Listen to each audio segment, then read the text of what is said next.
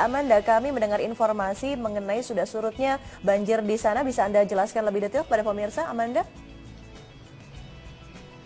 Ya, saat ini upaya pembersihan dan pengangkutan sampah yang menyumbat aliran Sungai Ciliwung yang mengalir di kawasan Rawajati, Kalibata, Jakarta Selatan ini masih terus dilakukan oleh Dinas Kebersihan DKI Jakarta, dan Pemda DKI Jakarta saat ini juga telah mengerahkan sejumlah 2 alat berat atau mesin eskavator yang dikerahkan untuk mengangkut puing-puing yang saat ini didominasi oleh potongan-potongan batang bambu yang ini kemungkinan berasal dari bawaan dari arus Bendung Katulampa.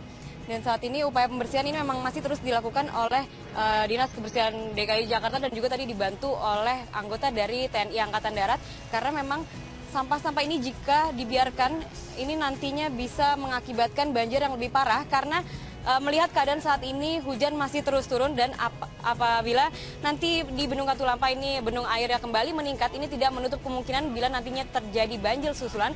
Dan jika sampah masih terus dibiarkan dalam kondisi seperti saat ini yang menutupi aliran Sungai Ciliwung di kawasan Kalibata, Jakarta Selatan ini, nantinya bisa membuat banjir yang lebih parah. Yang meskipun saat ini kondisi banjir di kawasan Rawajati, Kalibata, Jakarta Selatan ini sudah mulai surut, dan juga tadi kami mendapatkan informasi dari sejumlah warga yang mengaku banjir saat ini sudah jauh lebih baik dibandingkan tahun-tahun sebelumnya yang banjir ini durasinya lebih lama. Ini dikarenakan adanya upaya pengerukan dan juga normalisasi aliran Sungai Ciliwung yang membuat banjir tahun ini tidak separah tahun-tahun sebelumnya, yang tahun sebelumnya banjir bisa mencapai tinggi 3 meter. Saat ini banjir tertinggi pada pukul 4 dini hari tadi, tingginya hanya mencapai 1,80 meter, yang jauh sudah berkurang dibandingkan tahun-tahun sebelumnya. Dan saat ini juga warga sudah mulai kembali turun ke rumah mereka masing-masing untuk membersihkan sisa-sisa lumpur yang terbawa oleh banjir dan juga mulai mengangkut kembali barang-barang mereka. Namun sebagian warga yang tinggal di dataran yang lebih rendah ini masih terus mengungsi di bawah jembatan di kawasan Rawajati ini bersama barang-barang bawaan mereka, dan mereka masih belum berani untuk kembali mereka. Widya.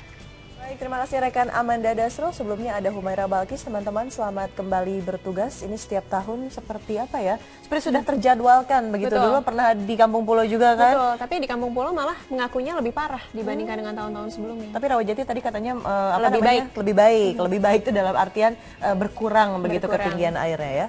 Pemirsa, akibat banjir, ratusan warga Kampung Pulo mengungsi ke tempat yang lebih aman. Untuk informasi selengkapnya, sudah ada rekan kami Humaira Balkis akan melaporkan dari Kampung Pulo. Selamat siang Balkis, kemanakah ini warga korban banjir di Kampung Pulo akan mengungsi untuk sementara? Balkis. Widya, warga Kampung Pulo yang rumahnya terendam banjir kini sudah mengungsi ke 4 pos yang disiagakan untuk mereka, yang berlokasi di pos RW 7, dan Masjid Jami, serta Musola Robat dan SD 5 Jatinegara. Menurut data dari Suku Dinas Penanggulangan Kebakaran dan Penyelamatan Jakarta Timur, jumlah pengungsi hingga siang ini adalah 483 jiwa. Mereka semua berasal dari 5 RT di RW 11, Kelurahan Kampung Melayu, Jakarta Barat. Beberapa warga tetap memilih untuk bertahan, terutama warga yang tinggal di rumah 2 lantai, karena mereka enggan untuk mengemasi barang mereka dan mereka merasa situasi ini sudah biasa untuk mereka dan belum mengganggu aktivitas sehari-hari mereka. Air yang merendam pemukiman penduduk di Kampung Pulo kini setinggi 30 hingga 80 cm, yang artinya sudah mulai surut jika dibandingkan dengan pagi tadi dengan tinggi air lebih dari 100 cm. Walaupun di sebagian wilayah Jakarta Timur siang ini sempat turun hujan dengan intensitas rendah selama 20 menit, menurut pantauan terkini dari BPBD Jakarta, tinggi muka air di pintu air Manggarai yang berpengaruh ke Kampung Pulo menurun 10 cm dari yang tadinya 830 cm menjadi 820 cm. Ini tetap lebih baik dibandingkan dengan pagi tadi yang tinggi air mencapai hampir 900 cm.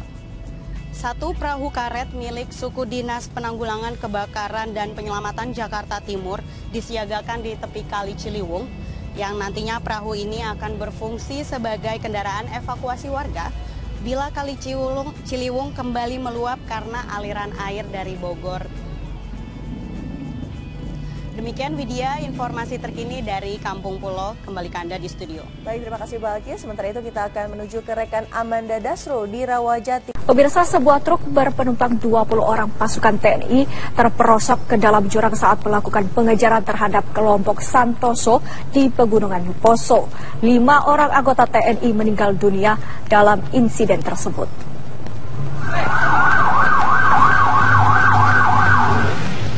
Belasan anggota TNI dari Kostrad 433 Makassar ini dilarikan ke Rumah Sakit Bayangkara Palu. Mereka menderita luka yang cukup parah setelah truk yang ditumpangi terperosok ke dalam jurang di Desa Sedoa, Kecamatan Lore Utara, Poso, Sulawesi Tengah. Dari 20 penumpang truk tersebut, 16 orang menderita luka serius, termasuk sopir dan kernet. Sementara 5 penumpang lainnya meninggal dunia karena terhimpit badan truk.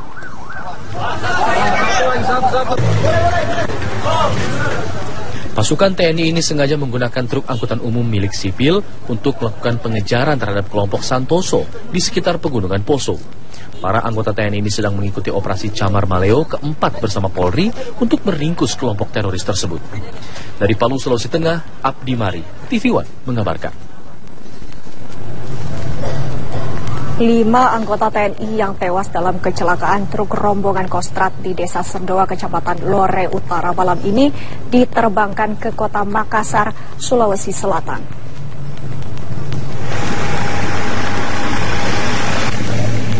Kelima korban TNI yang tewas tersebut masing-masing Praka Makmur, Serda Junaidi, Pratu Ahmad Darman, Praka Sulaiman, dan Praka Mukhtar.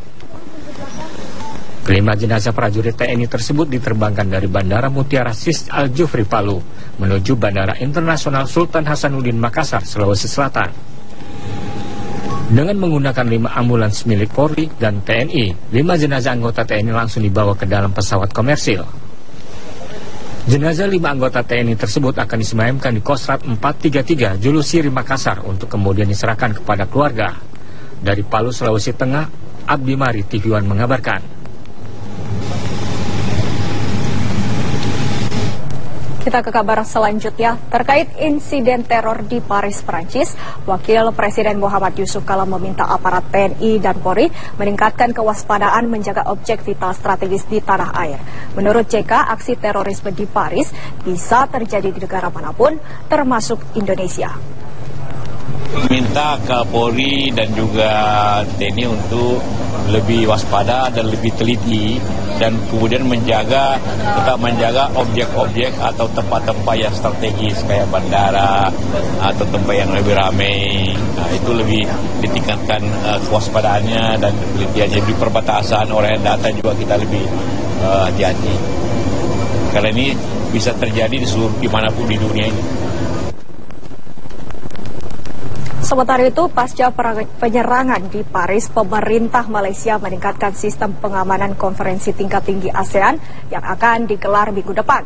Wakil Menteri Dalam Negeri Malaysia menyatakan ISIS kini mengincar dan gencar merekrut dosen asal Malaysia dan Indonesia yang paham senjata dan bahan peledak untuk menjadi anggota mereka.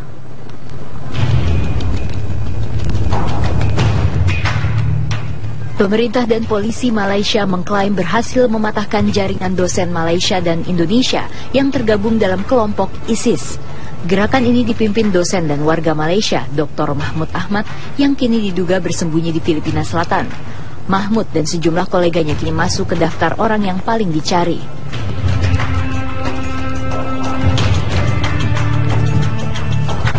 Menurut Wakil Menteri Dalam Negeri Malaysia, Dato Nur Jazlan, kelompok ini merekrut anggotanya melalui jaringan media sosial. Target utama mereka adalah dosen yang paham bahan peledak. Namun Wakil Mendagri Malaysia tidak menyebutkan jumlah dan identitas anggota kelompok ini. Pasca kejadian penyerangan di Paris, pemerintah Malaysia kini meningkatkan sistem pengamanan KTT ASEAN yang akan digelar minggu depan. Pemerintah Malaysia menjamin seluruh kepala pemerintahan dan negara peserta KTT akan selamat hingga akhir acara. Selain ASEAN, perhelatan tahunan ini juga akan dihadiri oleh kepala negara Amerika Serikat, Tiongkok, Rusia, Australia, India, Selandia Baru, dan Korea Selatan. Dari Kuala Lumpur, Malaysia, Dodi Kusmayadi, Dimas Purnomo, TV One mengabarkan.